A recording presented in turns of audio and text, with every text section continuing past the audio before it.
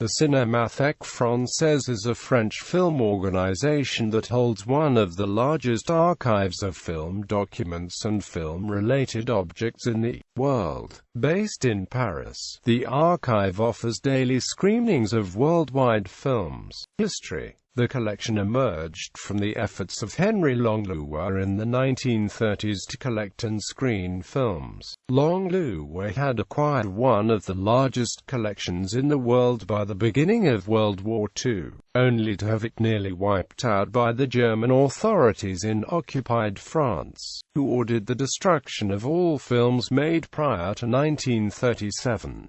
He and his friends smuggled huge numbers of documents and films out of occupied France, to protect them until the end of the war. After the war, the French government provided a small screening room, staff and subsidy for the collection, which was first relocated to the Avenue de Messine. Significant French filmmakers of the 1940s and 1950s, including Robert Bresson, René Clément, Henri-Georges Clouzot and Jacques Becker, frequented screenings at the Cinémathèque. Directors of the New Wave School, Alain Resnais, Jacques Rivette, François Truffaut, Jean-Luc Godard, Claude Chabrol, Roger Vadim, Jacques Doniol Valcroze, and Pierre Cast, also received much of the film education by attending the collection's screenings. The events of May 1968. In June 1963, the Cinémathèque had moved to the Palais de Chaillot with funds provided by André Malraux, Minister of Culture, and became subject to the government. In February 1968, under pressure from the Ministry of Finance, Malraux required changes in the management of the Cinémathèque and dismissed Henry Langlois. A defense committee was formed, uniting the cream of French filmmakers together with major actors. Foreign filmmakers such as Charles Chaplin and Stanley Kubrick added the support.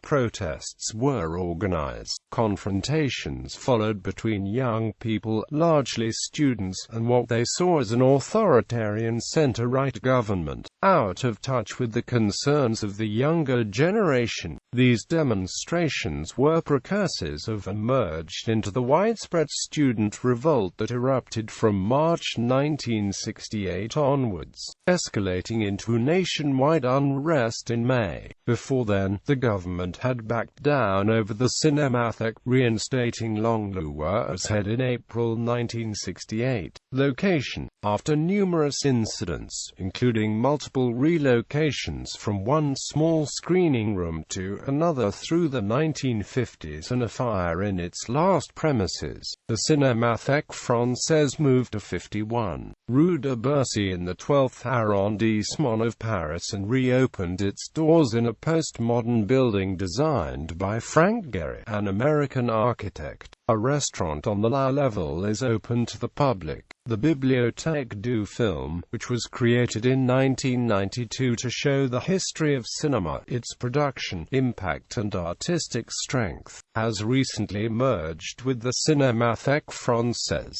Cinémathèque Française operates the Musée de la Cinémathèque, formerly known as Musée du Cinéma, Henry Langlois, in the new building. President, Director and Secretary. President, Costa Gavras, Oscar-nominated Director of Z, State of Siege, Berlin Golden Bear winning Director of Music Box and Cannes Golden Palm winning Director of Missing. Director, Serge Toubiana, a former Editor-in-Chief of Les Cahiers du Cinéma. General Secretary, Jean-Michel Arnault, the spiritual successor of Henry Langlois and consistently re-elected as General Secretary since 1981.